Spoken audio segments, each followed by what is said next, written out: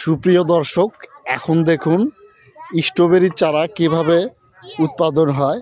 এই যে ছোট ছোট বীজতলা থেকে চারা নিয়ে এসে সেগুলো এই রকম বড় ড্রাম প্যাকেটে ভরানো হচ্ছে।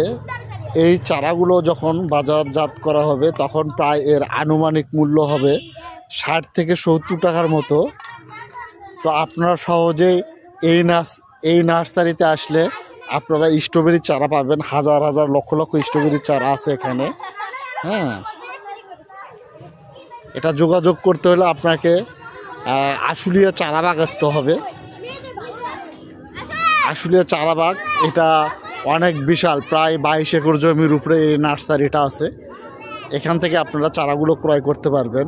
শুধু স্ট্রবেরি না, আরও বিভিন্ন প্রজাতির ফল এবং ঔষধি গাছ প্লাস ফুলের চারা পাবেন। তো আপনাদেরকে এখান থেকে স্ট্রবেরির চারা কেনার আমন্ত্রণ জানাচ্ছি।